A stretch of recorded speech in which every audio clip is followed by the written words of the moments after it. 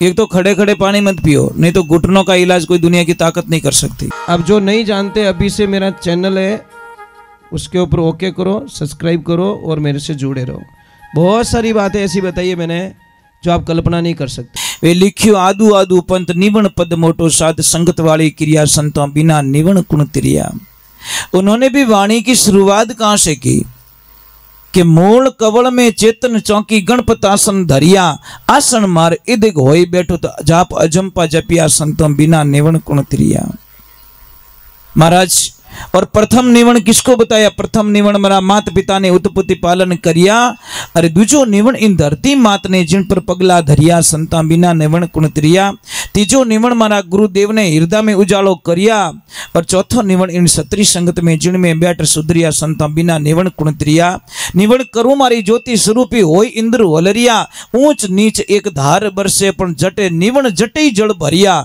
ये संतों बिना देखो बरसात रो टाइम बारिश रेवे, धड़ो रेवे न ऊंचो मोटे पानी नहीं रुके। पानी ने कोई एड्रेस नहीं बतावे कि खाडो कटे, बतावे कोई? नदी को कोई एड्रेस बताता है कि समुद्र कहां है? अब नदी समुद्र से मिल सकती है और मिनकों ने बतावनो पड़े कि भगवान कटे। नदी से भी गए बीते हम लोग, तो नदी को कोई बताता नहीं कि समुद्र कहां है, पर मिनकों ने इंसान को बताना पड़ता है कि भगवान कहाँ है। दीपक को बताने की जरूरत नहीं है कि सूर्य कहाँ है, दीपक जलाते ही उसकी लो ऊपर की तरफ जाती है, उसको पता है मेरा अंश ऊपर है। पर आपने बतावे तो ही भूल जावे। कितु भूलगणो आदमी इन संसार रे माने सबू ज्यादा दुखी जीव सिर्फ मिनक जमारा रो। कारण कहीं है, हमारी लिस्टें कभी पूरी नहीं होती। मारे वो चीजें, मारे वो चीजें, मारे वो चीजें, मारे ये हुई जा रात 2:30 बजे, अब कहीं चीजें तो ये चीजें भी नहीं। मतलब कभी कोई भगवान के मंदिर आके नहीं बोलता ए भोलेनाथ मैं तुम्हारे प्रसादी चढ़ा दूंगा, मेरी दुकान पे ग्राहक बहुत आते, कम कर दे, थोड़ा जीना मुझे भी है। पर नहीं, कम पड़े पत्तो नहीं है। समझ में आ रही कि नहीं आ रही? इसलिए जिंदगी में जिस दिन आपका मन संतुष्ट हो गया और जिस दिन तृप्त हो गए, उस दिन आप दुनिया के सबसे अमीर व्यक्ति होंगे। मैं अमीर व्यक्ति किसको मानता हूं? जिन्हें टाइम पे सोते ही नींद आ जाए, उससे बड़ा कोई अमीर नहीं हो सकता। अन कोई तो रात गोलियां लेवे अभी को नहीं नींद के आऊं की हाल नक्शो निकले ही को नहीं। थारे तो वर साइड लेवनी पची लाख री जेब में बेटा 2.5 लाख रुपया पड़िया, 22 लाख रो अकाउंट में पड़ी ओडो, थाने नींद की कराई?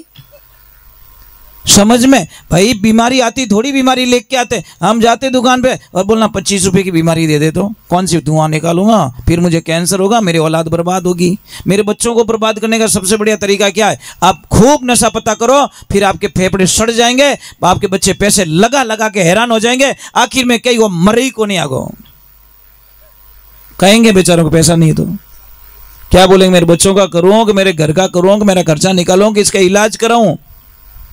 क्योंकि हमने बीमारी ली है।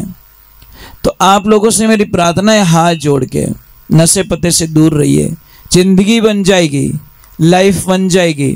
एक थोड़ा अभिवादन करवाना है, मैं ये पहले करवा देता हूँ, बाद में मैं दूसरी बहुत अच्छी अच्छी बातें बताऊंगा आपको, परंतु पहले तो जो मेन काम है वो भी थोड़ा हम करवा देते हैं, ठीक है?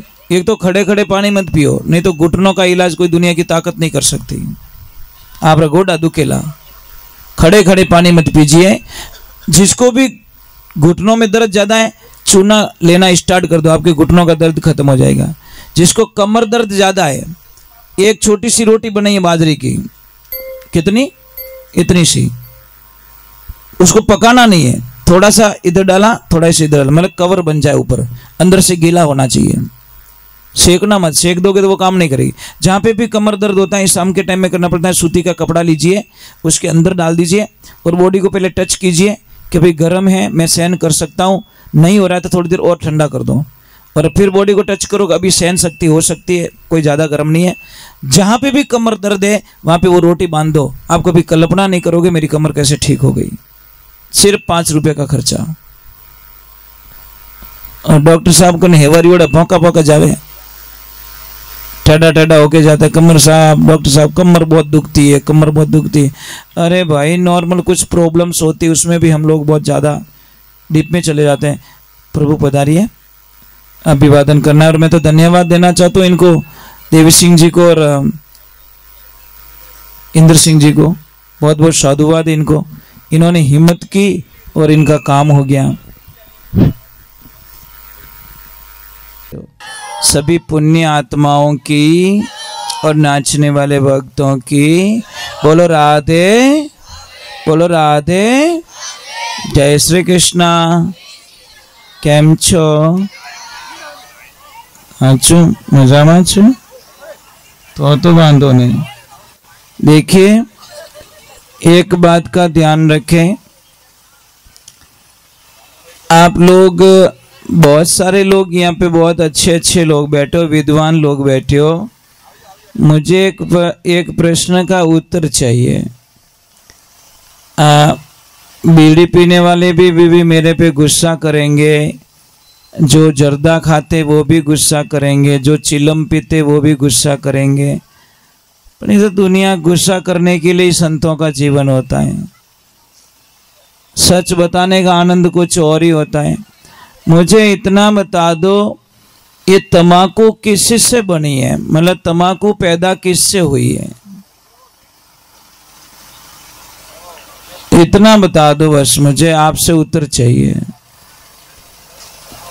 कोई बता सकते हैं तम्बाकू की उत्पत्ति कैसे हुई? बस समस्या यही है, खाली बीड़ियां पीवनो ध्यान रखे, धुआं काटे ना करे मैंने। अरे भाई ये तम्बाकू है ना, गाय के खून से पैदा हुई है, ध्यान रखना। जो लोग तम्बाकू पीते हैं ना, वो गाय का खून पी रहे हैं। मैं शास्त्र का प्रमाण बताता हूं। परशुराम जी कौन कौन गए हो? आपने वहां का इतिहास नहीं पढ़ा? परशुराम जी के जो मौसा थे वो दरबार थे, मतलब राजा थे, और परशुराम जी के पिताजी सन्यासी। तो देखिए उनके पास तो बहुत सारा धन था राजा के पास में, और परशुराम जी के पिताजी के पास में तो कुटिया थी। अब साडू साडू दुश्मन दिया करे, ध्यान रखो। एक साडू कने कहीं एक मोटरसाइकिल दूजोड़ो बेटो फॉर्च्यूनर लाई, साडू नीचू दिखावन वास्ते कि मार्कनी इतनी प्रॉपर्टी है, मार्कनी इतनी गाड़ियां है, मार्कनी इतना बंगला है, ईर्ष्या भाव गणो रेवे। तो हाडू जी ने मतलब राजा को ऐसा फीलिंग हुआ, चलो एक बार महाराज जी को और मेरी साड़ी को मतलब भोजन पे निमंत्रण देता हूँ। तो महाराज जी को बोला कि महाराज जी भोजन करने के लिए आना है। साड़ी जी को भी बोला भोजन करने के लिए आना है। तो महाराज जी ने मना कर दिया कि देखो लक्ष्मी जी, मारो कहनो मानो तो बटे मत जाइजो, अपमान के अलावा कुछ भी मिलने वाला नहीं है, पर जाना पड़ेगा। लक्ष्मी मानी नहीं, मारी बहन रेटे जानो, मने तो बहन रेटे जानो, मारे तो बहन रेटे जानो। महाराज ने पहले ही ठा थी कि बहन रेटे बुलावे तो है, पर थारू कोई प्रेम नहीं है, सिर्फ थारा पति रो अपमान है, बटे दूजू की कोनी है। देवियों शास्त्र में लिखियोड़ो है, चाहे आपके सगे पिताजी हो, चाहे आपकी सगी माँ हो, और आपके अगर आपके पति की कोई निंदा कर रहा है और आपके पति को नीचा दिखाने की कोई कोशिश कर रहा है, तो उसका भी त्याग करना पत्नी के लिए पहला धर्म बताया शास्त्रों में। समझ में आ रही कि नहीं आ रही है? चाहे कोई भी हो, पर आपके पति को कोई नीचा दिखा रहा है तो उस घर का पानी भी आपको पीना नहीं चाहिए। पर आप तो उन्हें ही हलवो खिलावो कि भले कहीं करे मारा पति बताओ तो हे मारी बाई हो तो बम मिलियो, भले क्यों बम फटाको बोलावे? क्या लफड़ा है? पति का जहाँ सम्मान नहीं होता माता बहन, आपका क्या सम्मान होगा? परंतु नहीं मानी वो कि नहीं मुझे तो जाना है, मारा बहन ही बुलाया और मैं नहीं जाऊंगी तो अच्छा थोड़ी लगेगा कि चलो कोई बात नहीं चलो। अब जैसे ही गए वहाँ पे कितने कितने भोजन, कितनी व्यवस्थाएं, कितने कितने प्रसाद, सोने चांदी के थाल, सोने चांदी के बाजोट, सारी चीज़ें वहाँ पे रखी और उनको भोजन करवाया। अब महाराज भोजन प्रसाद ले लिया, सिर्फ एक ही चीज दिखाने के, महाराज आपके पास कुछ भी नहीं है और मेरे पास अपार धन पड़ा है। पर महाराज जी आराम से प्रसाद लिया, कुछ बोले नहीं और वापस रवाना हो गए। अब एक दिन का समय का संजोग, जब वापस देखो अगर बुलाए हैं तो वापस बुलाना ही पड़ेगा। तो महाराज जी भी जाते जाते बोले कि आप भी कभी हमारे वहाँ पे पधारना भोजन के लिए। तो राजा ने बोला चलो आऊँगा आऊँगा मैं आऊँगा। तो एक दिन निमंत्रण भेज दिया कि महाराज जी हम आपके यहाँ पे प्रसाद लेने के लिए आ रहे हैं, पर शर्त एक है कि मेरे 10,000 नौकर चाकर आगे पीछे चलते हैं, 5,000 आगे चलते हैं, 5,000 पीछे चलते हैं, वो सारा लाव लश्कर मेरे साथ में आएगा और आप भोजन की व्यवस्था कर लेना। अब देखिए भगवान की लीला। अब महाराज जी को ये समाचार सुना तो पैरों तले जमीन खिसक गई कि मैं कहाँ से भोजन करवाऊंगा, कुछ भी नहीं है, बैठने की व्यवस्था क्या करूंगा। अब उनकी पत्नी को बोला कि देख वो सब थारो करियोड़ो है, आप जीवन नहीं जावता तो आज वो फांसी रो फंदो गला में नहीं आवतो, पण नहीं जाऊं मारा जीजा जी कने, जाऊं मारा जीजा जी कने, ओ लाडू दियो थारा जीजा जी देख मोटो हारो है नहीं, जीजा जीजा करती मने जीजो बनाई छोड़ियो। अब जिम्मा कटू खावनो नहीं, बिछावनो नहीं, रेवनो नहीं, व्यवस्था नहीं करो तो अपनी घरी हल्की लागी। महाराज भगवान की कृपा होवे, उन्होंने भगवान का ध्यान किया तो कोई ऋषि मुनि आए और उन्होंने बोला कि महाराज जी चिंता मत करो, ये कामधेनु गाय है, हम आपको कुछ टाइम के लिए उधार दे देते हैं, ये सुरभि गाय आपके यहाँ पे रखिए, आपको कुछ नहीं करना है, थोड़ा सा प्रसाद बना के आपको इस टेंट में रखना है और गाय को बांध देना। 1 लाख क्या पूरी सृष्टि जिम जाएगी तो भी आपके यहाँ से भोजन कम पड़ने वाला नहीं है। महाराज अब वो तो अपार शक्तियाँ थी सुरभि में, गाय को बांध दी और खाली इसको बोलते रहना कि ये चीज़ चाहिए, खाली इतना बोलना मैया मिठाई चाहिए, मिठाई तुम्हारे तैयार हो जाएगी, जलेबी चाहिए जलेबी मिल जाएगी, लड्डू चाहिए लड्डू मिल जाएंगे, बोलना बस आपको कौन कौन से। अब इधर पूरे सैनिक आ गए, वो आ गए और सबको बोल दिया कोई बात नहीं हमारे यहाँ पे व्यवस्था हो चुकी है। तो राजा ने बोला ऐसे कैसे हो सकता है। अब सारे लोगों को जिमा दिया, साहब जितना जिमना था उतना जिमा दिया। कोई बोले ये अगले को क्या बोला, राजा साहब को महाराज जी ने बोला कि जो आपके मन में पकवान की इच्छा हो वो मुझे बोल देना, वो आपको हाजिर कर देंगे। अब वो तो आंटियों खावन वाला आदमी तो हंटाई डोडो ही बोले, जो चीज बट जंगल में नहीं मिले वो ही डिमांड करी, परंतु क्या उसको क्या पता कि आगे माँ देवी दुर्गा खड़ी है साक्षात। अब महाराज सारे सैनिक जिम गए, सारे पशु पक्षी जिम गए, आनंद हो गया। अब आके बोला महाराज एक बात समझ में नहीं आई, आपके यहाँ पे तो बनाने का तपेला भी मोटा नहीं है और कुछ चूल्हे की व्यवस्था भी नहीं है, आप इतना भोजन कहाँ से करा लिया। तो उन्होंने बोला कि सब हरि कृपा है, कोई महाराज जी ने मेरे को एक कामधेनु गाय दी है, उस गाय की कृपा से सारी चीज़ें मुझे मिल जाती है। तो राजा ने बोला देखो महाराज नाराज मत होना, ये गाय यहाँ शोभा नहीं देती, ये गाय तो मैं ले जाऊंगा, इतनी बढ़िया गाय को कौन छोड़ेगा। तो महाराज जी ने बोला नहीं उधार ली हुई है कि उधार मैं कुछ नहीं जानता, मैं इस गाय को ले जाऊंगा। तो साहब झगड़ा शुरू हो जाता है, सैनिकों को बोल दिया कि ले लो इस गाय को और मार डालो महाराज के पूरे परिवार को। महाराज देखो विघ्न खड़ा हो जाता है। तो महाराज जी ने जाके तुरंत बोल दिया हे माँ अब आप अपने परम लोक लौट जाओ, मैं आपकी यहाँ पे रक्षा नहीं कर पाऊंगा। तो गैया मैया टेंट को चीर के निकलने लगी तो उस राजा ने उस गाय को नीचे डालने के लिए बाण चला दिया, वो बाण लग गया पैर में और जहां जहां खून की बूंद पड़ी वह तमाकू पैदा हो गई। ये तमाकू नहीं है तमाकू, तमा का मतलब गाय और खू का मतलब खून, गाय के खून से तमाकू पैदा हुई और हम लोग बड़े चाव से तमाकू को मुंह में डाल के, अरे कोई बीड़ी पी के खा रहा है, कोई गुटखा खा रहा है, कोई मिराज खा रहा है, कोई चिलम पी रहा है। ये महाराज आप गाय के खून को पी रहे हो, आपने इतिहास जाना नहीं और हम लोगों को पता नहीं किसने सिखा दिया और हमारे नस नस में तमाकू को डाल दी। इसीलिए मैं प्रार्थना करता हूँ अगर छोटी सी भी आप गाय से प्रेम करते हो, सचमुच में गाय के भक्त हो, तो कभी जिंदगी में तमाकू मत खाना। तो आपका शास्त्र तो इतना कह चुका है, शास्त्र में इतना लिख चुके हैं कि जो कोई भी जो तम्बाकू खाता है उसका यज्ञ कभी पूर्ण नहीं होता। और जो कोई भी ब्राह्मण देवता हो अगर तम्बाकू खाते हैं, वो यज्ञ करवाते हैं, तो उनका यज्ञ भी कभी सफल होने वाला नहीं है। खाने वाला और खिलाने वाला। तीसरे नंबर की एक बात बोल देता हूँ आपको, मैं आपसे वंदन करता हूँ। अब देखो बा, अब खावन पीवन वाला रे फांसी रो फंदो लाग गो, वो तो गुस्सा करेंगे मेरे पे कि महाराज के चक्कर में मत आना, तू तो निकाल, धुआं निकाल, तभी तो मूड बनेगा। मैं आपको एक बात बोल दूं, तम्बाकू आपके जीवन को बर्बाद कर रही है। आप चिलम पीते हो तो चिलम के अंदर देखना काला काला वो जम जाता है साहब। अंदाज लगाओ, चिलम में जो जम जाता है वो हाथ से नहीं निकलता। तो आप कोई चाकू लेते हो और चाकू से अंदर चिलम को साफ करते हो, तब जाके वो निकलता है। तो अंदाज लगाओ, जब चिलम में इतना कचरा जम गया तो इस चिलम में कितना कचरा हो गया होगा साहब, या कितनी गंदगी हो गई होगी।